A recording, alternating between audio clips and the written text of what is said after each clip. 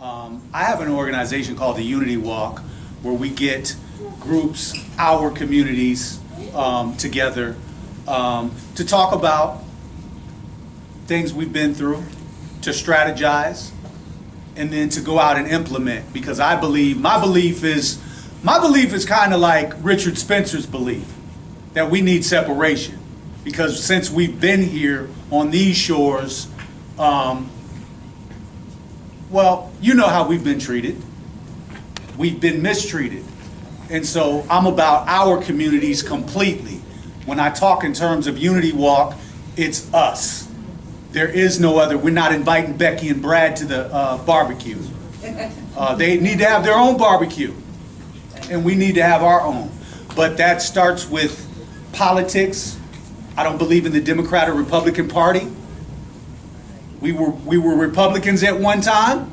Then we changed the Democrats in about 1930, 1932 with the New Deal.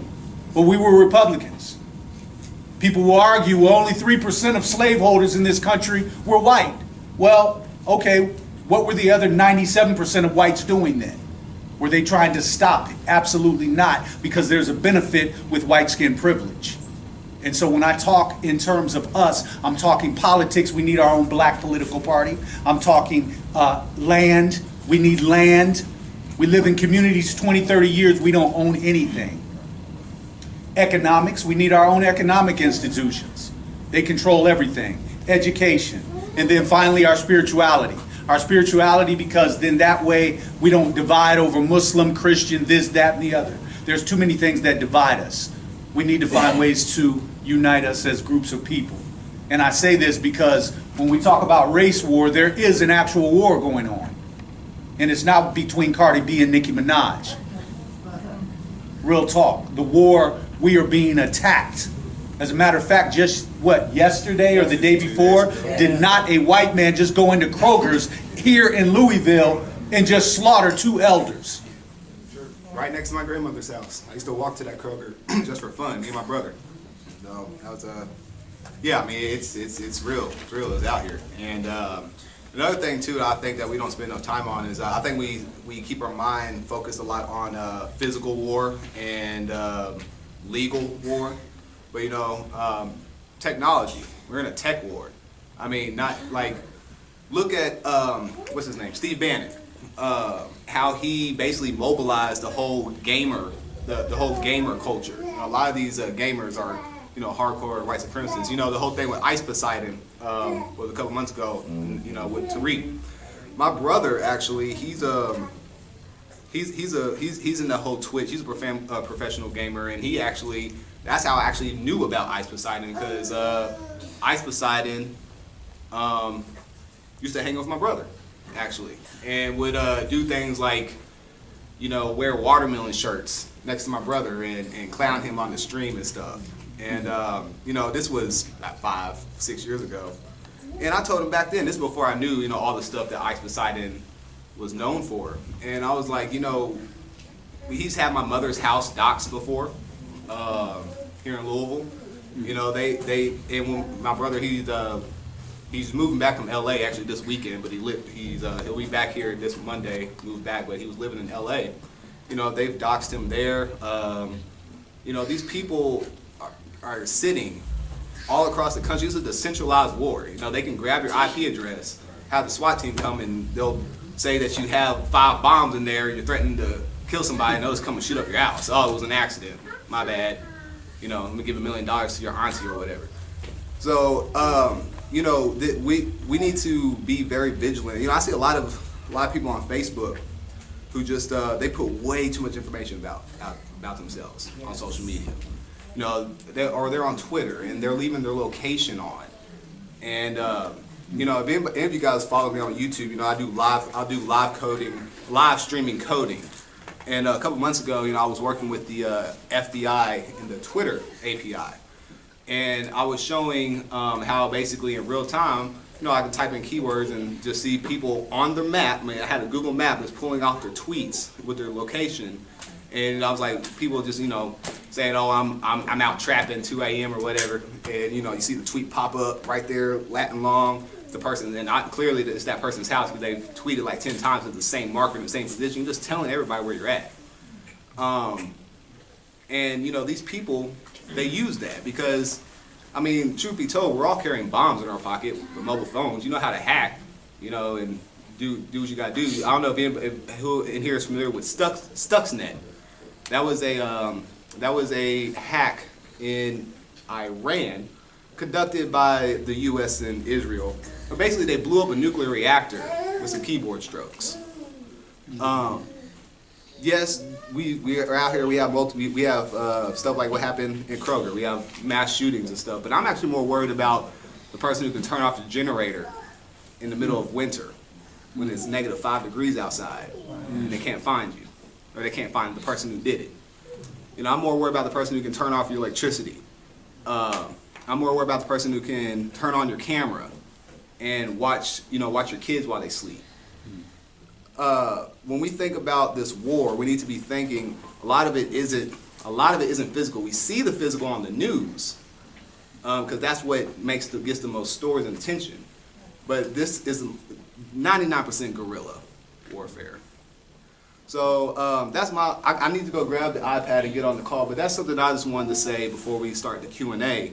Is think about, you know, your digital identity and your footprint, and are you giving people more information than they need to know about? And that, I mean, it goes anywhere from, you don't even have to comment, just liking something. You know, if as a developer, if you know what you're doing, you can grab all the information you need off metadata. I mean, the government, they make decisions on killing people based off metadata. You don't even have to have the actual substance. So anyway, something to keep in mind. So as when I get this call, you know, we only have until 10 o'clock, so we have a little over an hour for this Q&A. I'm gonna let each one of them introduce themselves about 5 minutes, and then I'm gonna just get started. Basically, raise your hands. Yarima's gonna call you guys out, moderate. Let's not you know, have any questions like, Richard Spencer, will you date black women? Or them two, you guys know what I'm talking about. Let's try to keep the questions intellectual. And yes, ma'am. I know you have to go, but when you come back, I have a question for you. Oh, go ahead. No, since there's too much information put out, what about the information out now? There's nothing we can do about it? Yeah, you know, if you have time, and I mean, and of course, you know, like, nobody's gonna expect you if you have like 10,000 tweets to do it all at one time. But you know, if you're not a developer and you don't know how to programmatically delete everything, then I would say spend about 30 minutes a day and just go through your old post and delete stuff that's not that would not be in your best interest. But there's also, you know, there's free. You can go online and look up free software where you can do like sign in with Facebook, and then they'll go in and you can like auto delete all your posts and stuff like that. Just there's a bunch of stuff, different ways. But if you're not program savvy, I'd say just take 15-20 minutes a day and just go through your old stuff and start scrubbing it out. And yeah. Any other questions before I go grab the iPad? Yes, ma'am. I was told even if you delete it, it's still out there.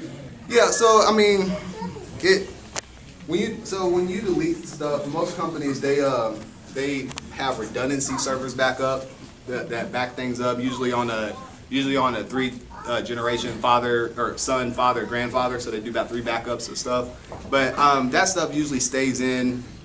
Very few systems actually keep stuff forever. Like they'll keep it and archive it for a long time. But you know, space memory in space, you know, especially with stuff like Facebook and Twitter, that stuff gets expensive. You're talking like petabytes a day, and you know, you gotta buy more storage stuff. So stuff that's been marked for deletion after a certain point in time, and maybe 3 months, maybe a year, maybe 5 years, whatever X is, they don't keep it forever. Now that does change when you talk about blockchain, because that is forever because it's a decentralized system. So in order to delete it, you'd have to, like, if you had like a blockchain application and you had 1,000 computers that are running that blockchain node, you'd have to delete all 1,000 computers to truly get rid of it, because that's a decentralized application. Well, most of that stuff is centralized, so you know, forever is a relative term. Basically, what I'm saying. Thank But yes, ma'am. You mentioned blockchain in regard to social media. What platforms are running on blockchain right now? Oh goodness. Gosh, that's a very loaded question. So there's a whole bunch. Most of them are actually based out in China, and a lot of them are based around the gamer community. But there's this one I can't remember off the top of my head. That's the whole thing is free speech and no censoring. A lot of alt-right people are actually on there. The names escape me right now. And then most of the names, honestly, I don't remember their names, but there are lots of projects. Most of them are on the Neo platform or on the Ethereum platform. But social media and gaming are the two biggest sectors for blockchain because obviously scalability and use of frequency. But I mean, you do a quick Google search for a blockchain social media application, you'll find a whole list of them. Most of them have really obscure names. Anything else before I head out here? All right, cool. I'll be right back. And also, I'm gonna. All right, this is Judge Joe Brown. I've been around a bit, practice law, presided over a criminal court, a TV show for 15 years, done a lot of things in life. I'm just an ordinary man of the people trying to do something for the people. That's what I said. All right. And Richard, go ahead and give a brief introduction of yourself. Sure. My name is Richard Spencer, and I'm the president of the National Policy Institute. I am generally credited with coining the term alt-right. I am an identitarian, and that means that identity, particularly white identity, is at the heart of how I think about politics and how I think about the future. And I respect other people who have a similar outlook. I have published a number of books that are of a scholarly nature. I've done more podcasts and videos and live streams than I could count. So I'm out there. I'm a public intellectual. And a controversial one. But I am very happy to talk really to anyone. I'm actually even more excited to talk to someone who disagrees with me. So this should be fun. Awesome. All right. Well, cool. After this, I would definitely like to have you on my personal YouTube later down the line, which is something we can speak about afterwards. But we're going to go ahead. We have Yarima here, and we're going to go ahead and start taking questions. Once again, try to keep your questions pretty concise. Try not to ask them something that's going to take them about 5-10 minutes to answer, so we can get as many questions as possible. And that's all I have to say. Okay, I have the first question for Richard. Can you hear me? Yes, I can hear you. Okay, I guess my question is, okay, we're kind of in the same field, so to speak. So I understand your ideology. I understand you're an identitarian. I guess my question is, you admitted, particularly in the video Race War, that you recognize that white privilege does exist, and you recognize the institution of racism does exist. You've also talked about separation. What does separation look like to you, and would that include? So I guess it's a two-pronged question. What does separation look like to you? And does that separation, would that include nuclear weapons for melanated people or black people? Right.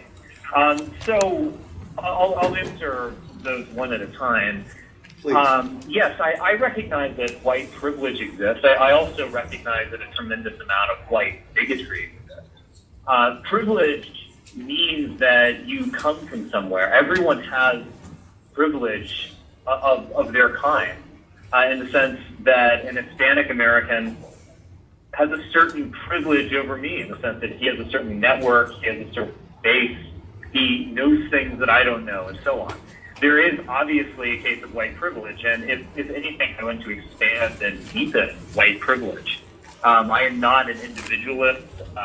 I don't really give two figs about all of this, judge every man by the content of their character, something like this, or basically we're going to all be individualists in some kind of flat, identityless America. I think class is a real thing. I obviously think race and ethnicity is a real thing. And every society is going to be variegated in this way. And I think that is good. I want white people to be more powerful. That is what I want. I don't really care about individual rights or individual liberty or all these cute little religious nonsense words that conservatives talk about. I'm much more interested in expanding the power to my people to create our own flourishing. In terms of, separation, I have never, I've never specifically said I'm a white separatist in the sense that I just want to divide up the world and so on. I think that is probably impossible and likely undesirable, and it's not really how I think about things. I think that whites have a special place in the history of the world. Not only are we the generators of its greatest art and music and science, but history itself really wouldn't exist without us. We made this world, and in some ways we should take responsibility for its the bad things about its downfalls, its foibles, and so on. So I think in many ways there is a white man's burden for our race that we need to take care of other people. So I'm not really a separatist. You could say that I have a kind of paternalistic attitude. I think that I want to help Africa and Africans become great again in their own way. And I want to protect all of the world's races and cultures. And only white people can do this. And only we care about preserving these things. But to answer the question about nuclear weapons directly, no, I would not. I do not look forward to a day in which an African country has nuclear weapons, and I would attempt to prevent that. It is a reality, of course. Obviously, we're going to have to deal with Chinese people. The Chinese state possessing nuclear weapons. There are various nuclear weapons floating around in the Middle East. It's a very bad thing, but it's also just a reality of the world. I would take a paternalistic attitude, and the thought of, to be honest, the thought of African countries possessing nuclear weapons is a bit terrifying, to be honest. Okay, Richard, there's a couple things in there I agree with. I'm definitely about black power, so I want black people to have total power. So, but also, I think if you were talking to an audience of lesser intelligence, they would actually go for that bullshit you just gave about us whites being the curators of everything. We know that that's not true. Africans controlled this for millions upon millions of years. But in any case, Judge Joe Brown, can you lend your voice to that question? I think it's a specious question. First off, what's white anyway? Most geneticists agree that the only two non-degenerate white populations of any significance on the planet are in Russia and in the United States. In Russia, because of the influx of Mongol genes, and in America because of the influx of African genes. If you took a spectrum of supposed white people in America, gave them a DNA test, you would find a whole lot of them have as much African in them as many who are accepted as so-called African Americans. If anybody's going to rule the world, it's likely to be the Chinese, specifically out of the People's Republic of China. They've got the population, they've got the science, they've got the dynamic, they've got a plan, and they probably will be in the place within 35 to 40 years that the United States was in about 50 years ago after taking over from Great Britain. It became rather degenerate and effete. That's happening with this country, too. This country is down masculinity. It's hopelessly feminized, and it's going nowhere, anywhere fast. So, this whole thing about race is a matter of power application. Things are not what they are, and this country will no longer be a majority white country in about 35 years anyway, and whites will be the second largest minority behind the Hispanics. So there's going to be a population shift. It's like in California now, it's majority Hispanic. It's made a significant difference in what's actually going on in that state. And the Tea Party thought they were slicking everybody out about 10 years ago, but I think it was late January 2013, California turned out to have been 52% Hispanic. Now it's 54% Hispanic, and the tools that the Tea Party put in place to run that state have now been turned against them. So it'll work itself out one way or the other. In the scheme of things, the white race is only a construct because there really is no such thing. Yeah, we do know that due to opioids, lack of birth rates on their part, they're slowly being killed off. But there's a question from the lady in the audience. Will you give your name and then first name? Yeah, hi, my name is Shireen. Yeah. So I'm very interested to this question for Richard Spencer. Your views toward supporting white, nationalists and making sure that you even said that this is a war against white nationalism. Do you feel that the war against white nationalism is in any way similar to the war against black? There's really black hopes and the black ideology that maybe we one day can share the power. So do you see any similarities between the two wars, or do you think they're completely different? Could you repeat that question? I couldn't hear the young woman asking it. Me either. I could not. Okay. I guess this Bluetooth Apologies, speaker's got a microphone on it. My bad. Come closer. I think it might actually be this. I think. Can you? So the question is for Richard Spencer, and some of your ideas on white nationalism and just how to make sure that the war is being fought correctly again amongst all white people are very interesting. So do you believe in any way that the war against white nationalism is similar to the war against black progression? And in what ways are they similar, or are they completely different? And in what ways can we adopt some of those ideas, do you think? Yeah, that's a great question, actually, and it's something that I have really been thinking about over the last weeks and days. I don't know if you all in the audience have heard about these things, but there's actually a group called the Rise Above Movement that I heard of. I think I spoke to one of them at one point, but I don't really have any connections with them at all. But I looked at them from afar, and they seemed like they were doing some interesting things.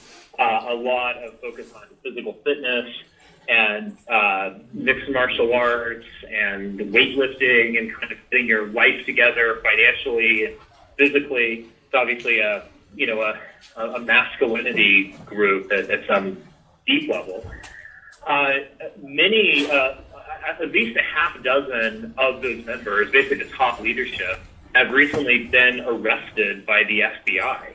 And one can only think that this is at the behest of Jeff Sessions and Donald Trump at some level, for basically engaging in self-defense from what I saw in Charlottesville. And so, I won't put out an opinion on whether they're guilty of a crime or not. I don't know the whole story, but at least from what I've seen, they were engaged in self-defense. They are being cracked down on, apparently, by the state and by Jeff Sessions and so on. The FBI and other groups like this do not like the alt-right writ large. They do not like white identitarian groups. They do not like whites basically thinking independently on our own and not just being passive Republican voting morons. And so the stuff that I have faced, I have been crippled in terms of my career because I cannot raise money online. Every payment processor from the Silicon Valley kind of layer to it of Stripe or PayPal to the banking system itself has kicked me off And so, I mean, we are being oppressed, and I get it in the sense that there's no doubt in my mind that Black power, Black, you could call them progressive movements, face many of these same issues.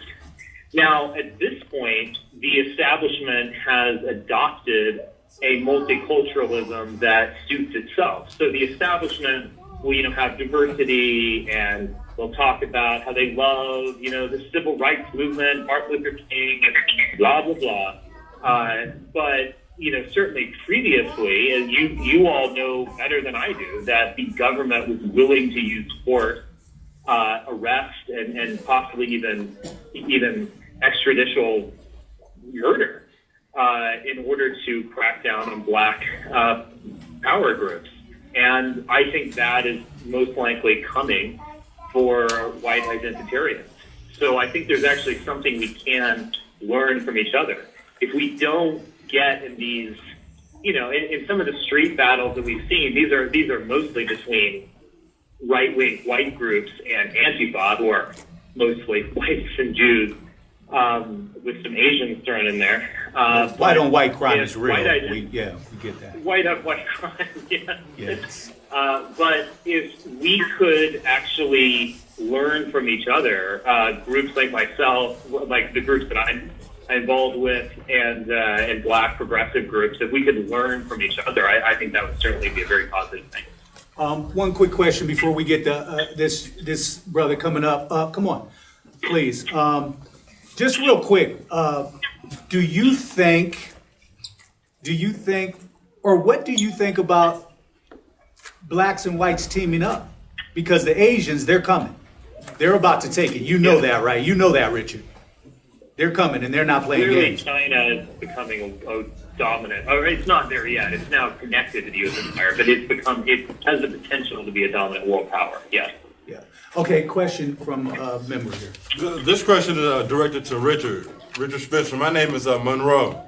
Earlier, you claimed that you're not a separatist or don't have separatist beliefs. And with the alt-right movement, do you still conclude to the ideology of different ethno-states for different so-called races? Yeah, my own view has evolved. Wait, I'm sorry, sir. Could you explain the ideology of different ethno-states first before we go forward? Sure. Look, ethno-states exist today, even though they are falling away. Israel is obviously an ethno-state. I'm talking more specifically in America. Right. No, I'll get to this. Israel is obviously an ethnic state. Even a state like Sweden, you could claim, maybe 20 years ago was an ethno state.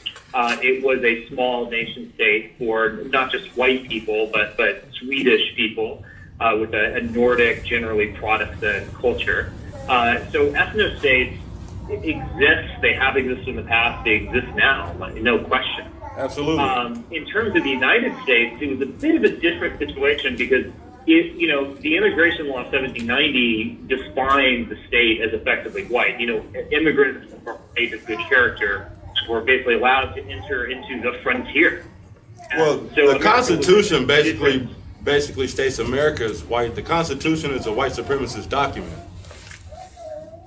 Well, kind of. I mean, ideologically and legally, no. But I would say that in terms of its historical context, yes, in the sense that whites created it. But I would criticize the Constitution. I don't really, again, I think conservatives are all these kind of buddy-duddies who care about legalism, whether, we have a right to this, it's all very silly in my opinion. I just care about power and legitimacy, which is something very different than legality. But you can say the Constitution was a white supremacist document, but look at what it is. Look at where we are right now. That's after the amendments. Most amendments came down, and the amendments came to help minorities or help other groups that wasn't classed as a majority class. Or is that incorrect? It wasn't a very good white supremacist document if it could be amended in that way. Absolutely, it's a horrible white supremacist document. I agree. Well, yeah, the I disagree with that. I disagree with that. I totally disagree with that too. It's an absolute white supremacist doctrine. What I want to get to, and it still does not. It still does not put protections on melanated people or black people in this country. It's false for melanated people to even think that it does. Because we see melanated people being murdered and slaughtered every day. When you have a 12-year-old who can get shot down in the park, and the cop who shoots him wasn't even supposed to be on the force in the first place, and that cop is not sitting in jail, that shows the level of that white supremacist doctrine. So let's not play games. My question to you, Judge Brown, you talked about solutions in race war. Can you reiterate some of the solutions, particularly where it pertains to us as black people? All right, bottom line is about power. We're too big to set of cowards to stand up for ourselves. There needs to be some blood there. That's basically the bottom line. And black people are the one group in this country that does not seem to have the cojones to let blood on their own behalf, except every now and then the ones that aren't too nice do that in the streets every 50, 55 years. There's nothing wrong with the Constitution as a document. It's probably one of the most profoundly advanced governmental instruments that has ever been created in mankind. But it started off as racist. The way it had a peculiar application accommodates the southern states, but for the general scheme, it's neutral. Like any game, rules, it's got to do with the players, not the rules. A comment I have to make about the whole separatist concept, that's an anachronism in today's world, which is shrinking because of the increased population and the ever more dependent interconnection between all groups on this planet. Nobody can go out and have a little isolated anything anywhere and survive very long with what modern technology dictates. There is no one geographic area on the planet that has all the resources necessary right now to operate technologically on a level that the people have become accustomed to without some interaction with somebody somewhere else. So that is a dead-end thing in the first place, and it's got to do with a whole lot of little rich mythology. Everybody's got these beliefs, and the beliefs on a political science scale all boil down to who's got access to the resources, who's got access to raw materials, who's got access to fuel, who's got access to arable land that can grow food, who's got access to a population sufficient with a certain kind of attitude to go exercise the power to put it together cohesively in a political unit or impose their will on others. That's the way the world worked in the past, and that's the way it works now. So we get kind of detached because we are in a safe little island at the beginning of the 21st century where there's been essentially in the United States 100-some years worth of essential peace. Oh, hey man, hold on. I think the speaker cut off. It sure did. Speaker cut off. Hold on one second. The speaker cut off. I see the light on. Why am I at the ethno stage? Because I study Reconstruction, you know what I'm saying? The ethno stage, they want to separate America to different places and feel like this. Okay, go ahead. Sorry about that. Sorry about that, Judge Joe Brown. That's the end game. Well, all I'm saying is that the world is becoming a smaller place. As far as the Chinese go, they stabilize all of the world's currencies. They stabilize all of the world's stock exchanges. And since we break it down into white people versus everybody else, when you get the Euro-American contingent getting a little too avaricious thrown in with what some of the things Japan does every now and then, the Chinese step in behind the scenes and say, whoa, you know, if you put the world in a depression, that hurts us too, so we're not going to let you do it. So most of the manufacturing capacity in the world is possessed by the Chinese, about 78 now, 80% worth of it. pick something up wherever you are within 5 feet of you, 10 feet of you, or in your house, and it's likely to say made in China. I'm using an iPhone right here. It's one of the new X phones. When I ordered it, they gave me a little update on where it was in shipping. It stopped in 3 places inside of mainland China after it got manufactured in mainland China before it left to come across the Pacific to San Francisco, getting to Memphis. So we don't have what we need in terms of public education anymore. We're into this privatized charter school nonsense. Meanwhile, the People's Republic of China are educating more and more and more of their population in STEM, science, technology, engineering, and math, and we're still going around talking about anachronistic stuff like separatism and this, that, and the other little philosophical trip that keeps us from having to deal with the fact that we have given up our power, starting with the Reagan administration, and there has been a big wedge driven against between the economic classes in this country, where everybody is looking for an excuse, but the real one that's staring you in the face. You got taken, you got ripped off, and you don't know what to do to change it. Yeah, 3% of the country controlling 95% of the wealth that goes to the benefit of this 5% of the country, and 95% of the country splitting 5% of the wealth. That doesn't look good. Doesn't make good math. So that 3% that runs everything depends upon the 95% willingly going along with this nonsense and supporting them. And it depends upon the U.S. military making what they have in terms of their spider tentacles and the rest of the world safe from somebody co-opting.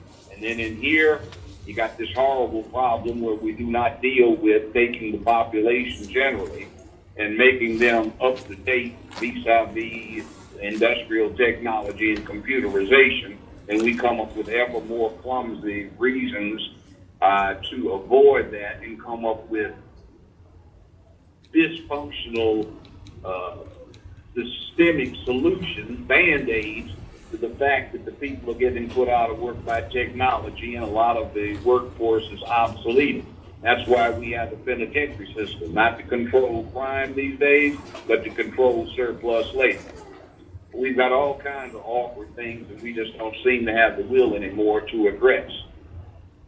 So it's interesting looking at the separatist movements, either from so-called white side or the so-called black side, and seeing the nonsense that we perpetrate and the mythology that we put out, whether on the right side with the whites, the Aryan super race, which actually was quasi-Asiatic and came out of India and is dark skinned, but they're perceived as blonde hair, blue eyes, or on the black side, some kind of mythological unified Africa, which never has existed.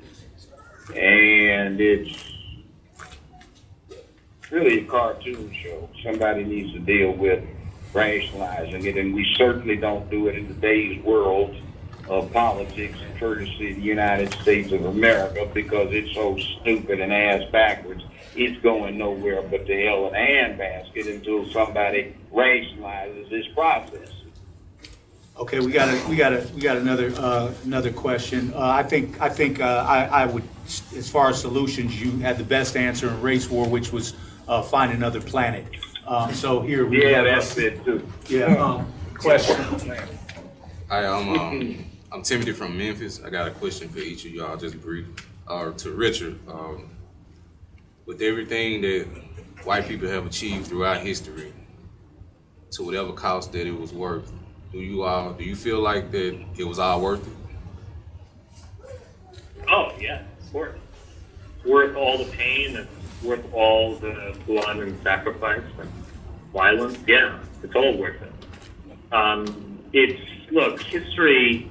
Hegel recognized, history itself is a slaughter bench, but one can stand back and abstract from the pain and the misery and understand human development, the development of philosophy, development of science, the development of art, and development of everything higher, everything that's superhuman. And in that way, it is all worth it. Hagia Sophia in Constantinople, which now, I think, called It's Sinful, but it will be Constantinople again. Hagia Sophia was no doubt an impossible monument without slavery.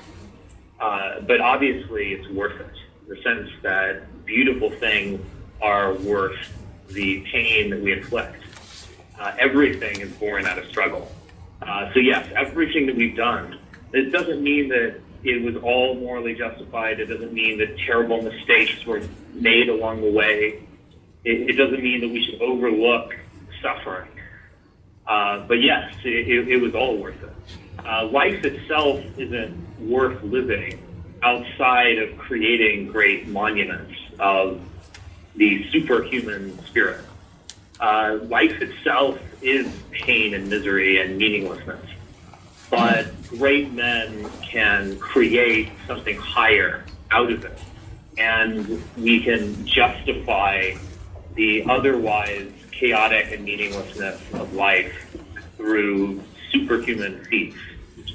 And so that's what I believe. Those are rather dark thoughts, I guess. Okay, we got some. That is what motivates me. Okay, we got some more questions. Yes, please. Because we got a line. We got some more. Yes, I had a question for both Richard Spencer and Judge Joe Brown. My name is Lynn from Indianapolis, Indiana. And my question was to Richard, what protocol do you have like for race traitors within your race, and how do you punish them? Right. I mean, at the moment, we don't. There is basically no way right now of really attacking what you could call race traitors. Now, I'm not so much worried about, some guy who has an Asian wife or what have you. Those are individual cases, and I actually would treat those people totally sympathetically. That's not really what the problem is. I would say the problem really is in a wicked elite. We have a very bad elite in Western countries right now, and that elite needs to be replaced with people like me. And again, whenever I say these things, people think I'm very arrogant and, illiberal, and all those things, I guess, are true. But the fact is, if we allow the current financial and political elite to continue, they are going to drive down civilization. And many of these people are Jews, but obviously many of these people are white. And so in a way, I've said this very explicitly, before we have a black problem, or before we have a Hispanic problem or a Jewish problem, we have a white problem. The white race needs to be reformed. And from my view, which is a elitist view, all of history and culture operates top down. And so we need to change things at the top. We need to create a new elite. But yeah, I mean, I basically agree. There is no way to punish them, because these bad whites are the ones in power right now. I mean, I think it's the impression I get from listening to the audience and other people. I think we might share the same enemies. We might not have the same, ultimate goals, but I think we share the same enemies. I guess, okay, so Richard, real quick, whites control the economics. Whites control the nuclear weapons. You have stolen and raped, robbed, and contrary to what Judge Brown said, the majority of world resources that mean anything are located in Akebulon in Africa.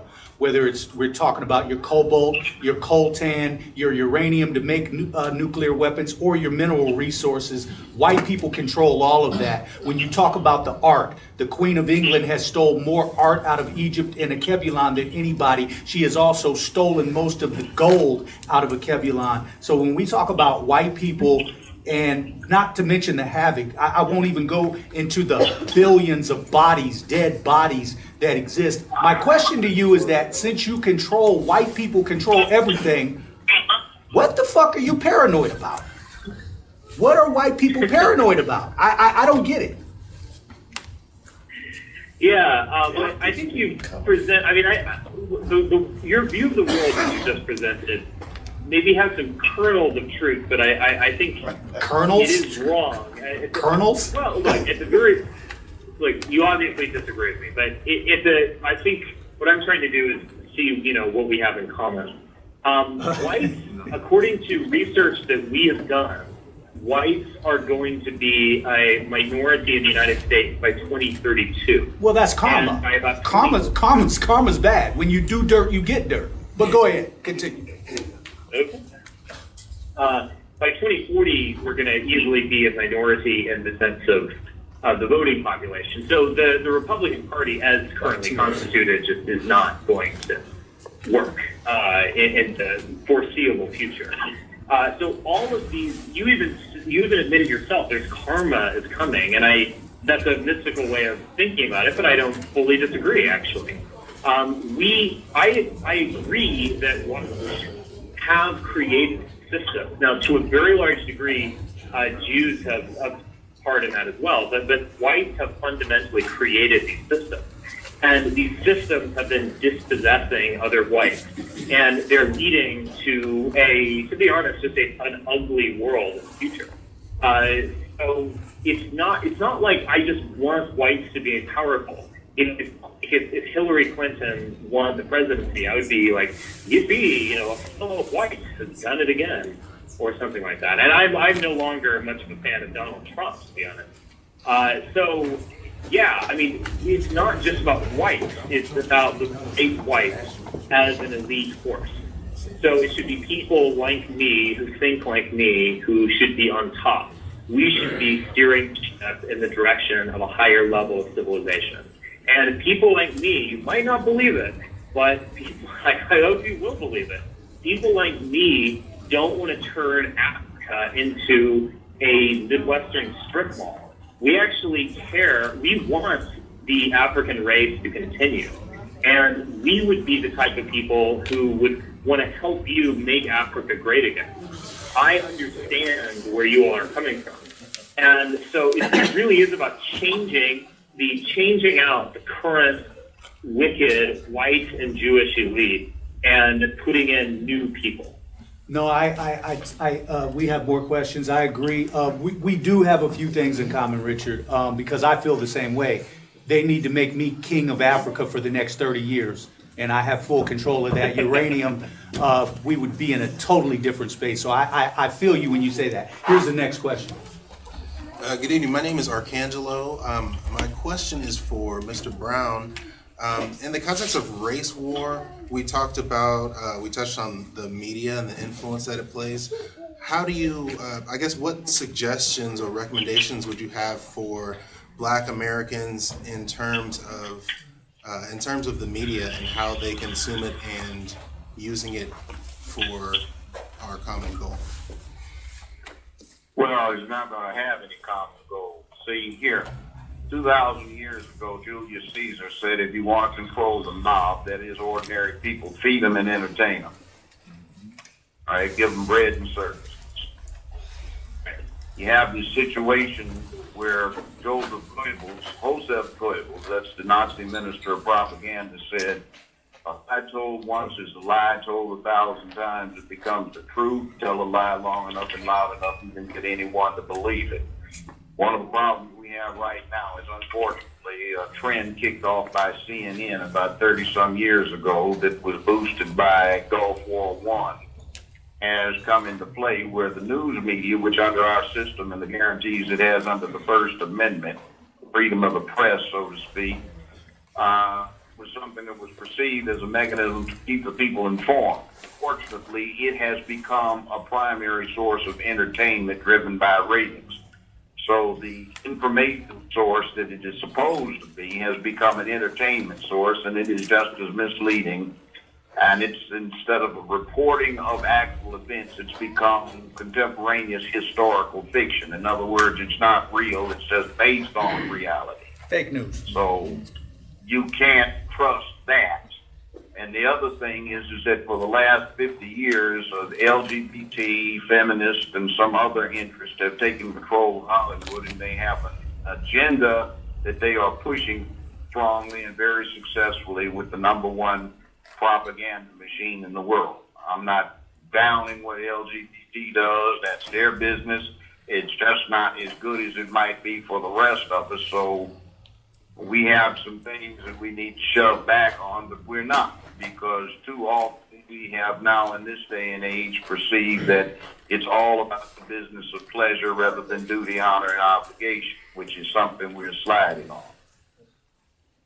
So I don't perceive the news media as being any particular thing that would be to anybody's benefit to cooperate with. What I do suggest is that, knowing the lackadaisical way that most news media works, CNN, Fox, CBS, NBC, ABC, I'll tell you that most of the sources of the information that they digest and regurgitate to you in an entertaining fashion is available to you in raw fashion, and you should get on these cell phones, computers, and laptops and go ferret it out on your own and make your own conclusions rather than getting digested pablum that is principally slanted toward brainwashing you to get an agenda that they want you to have. So that's my suggestion. Go do your own reporting and your own investigation rather than dealing with the news media, which is a fraud. It's entertainment. Nice. Okay, next question. Yeah, this is CJ. I'm from Nashville, Tennessee. I was actually a little bit late to the showing tonight. You guys probably covered it as far as solutions, but there was an interesting book put out anonymously back in 2003, and this is a question kind of for both Judge Joe Brown and Richard Spencer. Are y'all familiar with the ethnic cleansing operations in FM6 2003? No. Where did these take place? So it's a book that was put out anonymously back in 2003, Ethnic Cleansing, and basically the subheading is, in this war, your uniform will be your skin, and you cannot take it off. Right. And basically what it is an actual manual exactly saying exactly what, I'm not going to say your people, but basically designed basically to annihilate the black race, and basically saying, kind of similar to that movie The Purge, where the one guy, I think his name's like Demetrius or whatever, he was the only guy that was actually militant as far as protection and actually being prepared as far as protecting his community. And so my question is what do y'all think, especially like an action plan? Like, what do you think, I guess Judge O'Brien, what do you think that we can do within the next 60 days leading up to the new year? Because we always see negative images or videos posted online of black people, whether it be kids or old, our elders that are getting harmed, and there's no punishment, there's no protection mechanism in place. What can we do to kind of get prepared for these Kroger type situations where we can make sure that we're aware and just cognizant of what's going on around us? What do you suggest that we do within the next 60 days with manuals like this, basically saying exactly what they can do? Turn your TV and your devices off and read a book. Don't go to YouTube and listen to somebody lecture to you for an hour and a half, because in that hour and a half you could have read 10 to 15 times as much as they've said to you. Go do your research, keep your eyes open, and start thinking about something instead of trying to do it the easy way. It's out there. The media that everybody talks about, the net, it's not used for research. It's not used for investigation. It's used for old-time gossip. So, you go on Twitter, for example, and some people trying to discuss philosophy, politics, business, and stuff like that, and others are just doing old-time gossip. You've got the trolls that go around who have belief systems which are most dangerous to the Republic and to everybody, instead of opinions based on knowledge, information, wisdom, and discernment. And they've got beliefs that they zealously hold that do not have to be based on anybody's reality. So do your own research, read a book, expand your thoughts, stop going to the movies and looking at this nonsense. Try something different. Don't line up for a girls trip. Don't line up for a Black Panther movie. Don't line up for another Tyler Perry Boo movie. Don't line up for any more foolishness that's going to corrupt your brain. It's rotten. And we have gone downhill on a handbasket, going straight to hell the way we are going, because people have gotten out of the habit of thinking. I try to hire people, and I look at somebody who is coming out at the top of their class and they don't know how to think. They don't have common sense. Any damn fool can look something up. I want some kid that has gone through school and learn how to use the cognitive skills that his mind set out potentially for him to use. But he doesn't do it. So I can't use you. I don't need you. Because you bring nothing to the table that I can't have a machine do. Where is your common sense? I mean, start thinking, for God's sake. You look at this machine that we have, all of them, sometimes one in every room in our homes. We don't know the technology that's needed to build one. But we stick our noses in front of them and we get guided by it. And we get guided wrong. Turn them off. Go read a book. Go out inside and look at the birds and bees. You might learn something more than you do with most media. It's useless. An experiment to prove it. Don't look at the news for 2 weeks and see if you miss anything. Absolutely. We have a young lady, because our time is getting short. We have a young lady that's got a question. Go ahead. My name is Sabrina. I'm from Ohio, and I have a question for Richard Spencer. Okay. Go ahead. You gotta speak up though. Okay. How do you say that you are for overpowering black women and black men, but you say that the only way to, help black men and black women is to provide for them? Could you repeat that? I heard about half of her question. I can't hear either. Yeah. Could someone just summarize what she said? How do you say that you are powering black women and black men, but you say the only way to help black men and black women is to provide for them? You said only white people can provide for them, but that's not true. Black people can provide for themselves as well as white people. So you're basically calling us slackers. No, I mean, I'm a paternalist when it comes to whites, too. I don't... To be honest, there was, with Judge Brown, I agreed with a lot of what he said, but I have some disagreement as well. I want to believe that everyone is self-sufficient and independent, can become a upright, decent, bourgeois citizen, but I ultimately don't believe that. And that's not just about blacks, that includes most of the white race. I am a paternalist in the sense that I think elites have to create systems that are going to care for their lessers, the people below them. And that includes whites and it includes other races. But, and even with what Judge Brown was saying in terms of the, propaganda media, yeah, I agree with him on one level, but I disagree on another in the sense that I don't think everyone is going to become a university or a scholar all to his own. I think at some level, we need to control the apparatus of media and propaganda, and we need to instruct people on what is best for them. And I'm willing to say that. I'm not going to, go to the default egalitarian position of decide for yourself, fair and balanced or whatever. You decide. I don't believe that. Yeah, I mean, I am a paternalist in that sense. I think that blacks, can actually gain so much from a paternalistic white world. I agree that there is a tremendous amount of animosity between our races that is historically based. So we're going to have to swallow something. We're going to have to get over that. But, you might not want to believe me, but a white world with an elite with people like me, that is going to be a lot better for Africans in the long term. It's going to be certainly a lot better than living in a Chinese-dominated world. Richard, I have to ask this. Have you gone to therapy lately?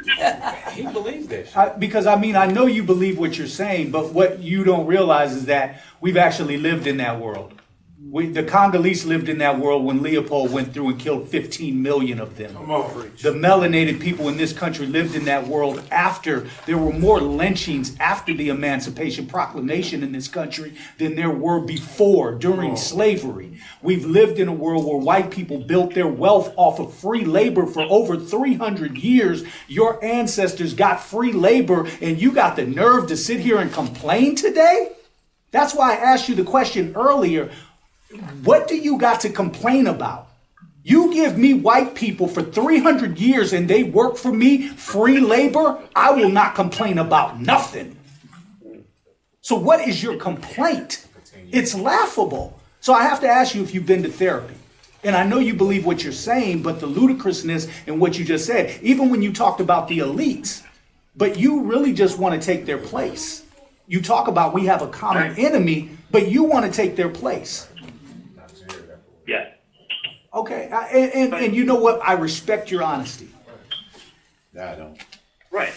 But it's like you have to ask the question. I mean, saying that, isn't it unfair that white people dominated the world? I mean, the fact is we did. And you seem to be begging the question of why. Yeah, it's unfair. I mean, history is unfair.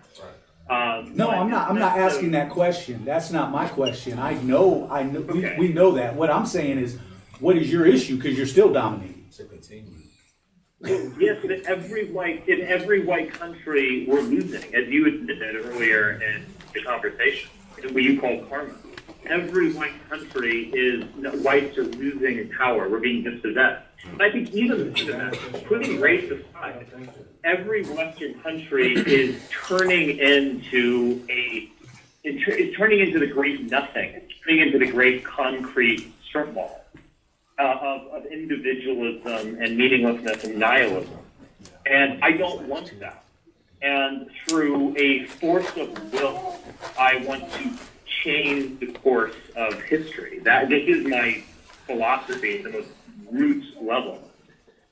And I think that, yes, I'm not going to deny horrors of the past, whether perpetrated against Africans or against American Indians, Native Americans, or so on in the North American continent. There's no question that there have been these crimes. But first off, we won. And we were able to establish our sovereignty. And we do have to move forward on that basis and not try to rewrite history. But secondly, we won everywhere. I mean, the white race has just a peculiar space in the history of the world. No, in terms of definitely agree with that. Domination and the changing of history. Absolutely. And if you could simply trust me in the sense that what I don't want to repeat, Hold on, Richard.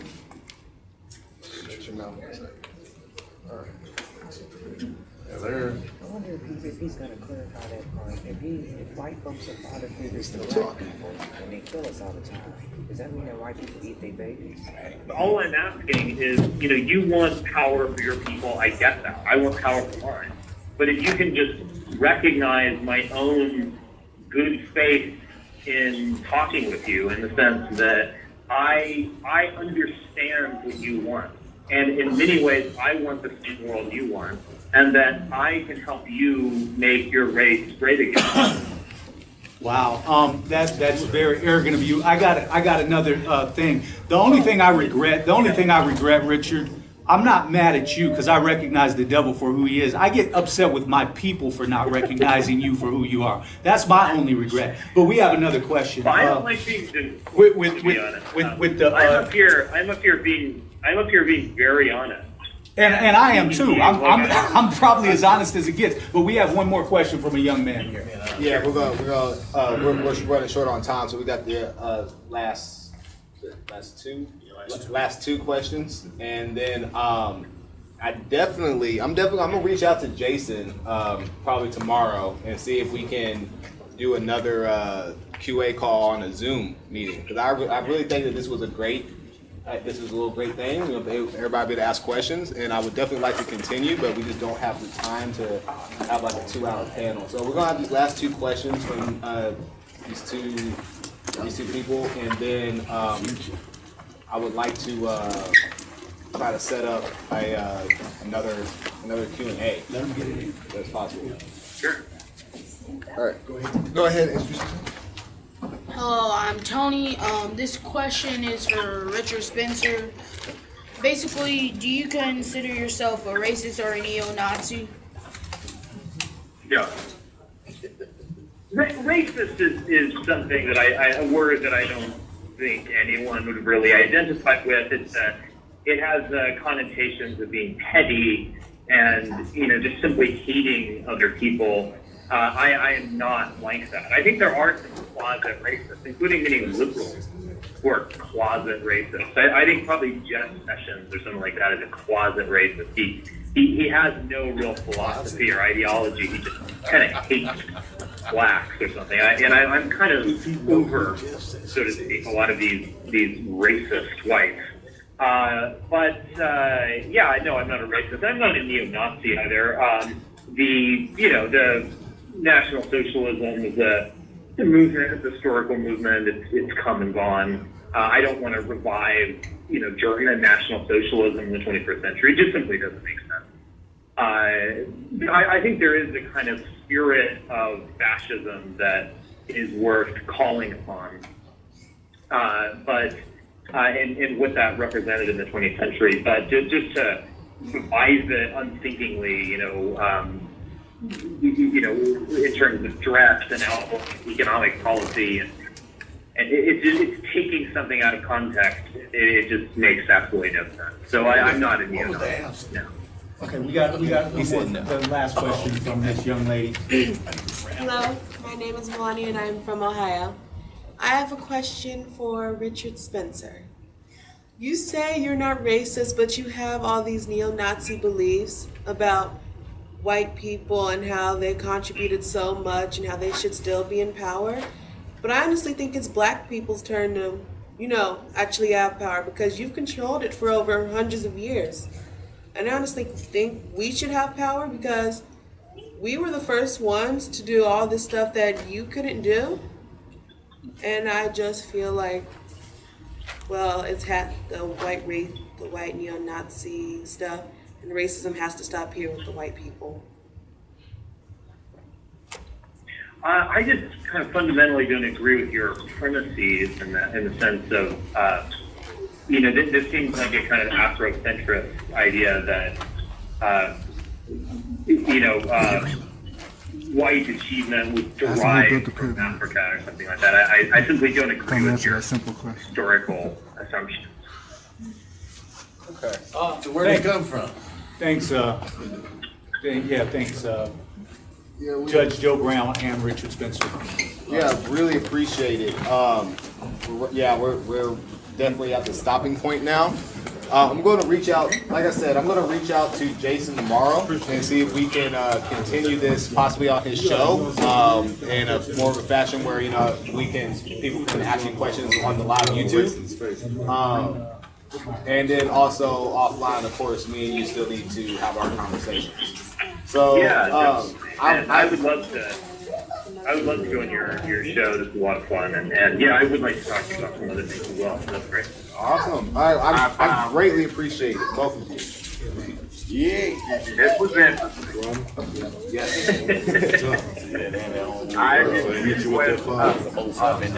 The questions that were asked weren't the ones that I would have asked, but it's interesting to hear this. You're hearing the reality that's been behind the curtain for years and years, and the gentleman has given us a courtesy of revealing what's really back behind most everybody you've been hearing out in public from the white side. That's the reality. You're getting it by a dose of it. Once again, guys, what's going on. Thank you. Thank you. I'm gonna go ahead and hang up now because we're really approaching our time. So Once again, guys, thank you for joining the call, and everyone who's here, thank you for coming out. I greatly appreciate it. Yeah, I will be doing. We appreciate you. Yeah. No, I was not part of that. Thank But that's the thing about it.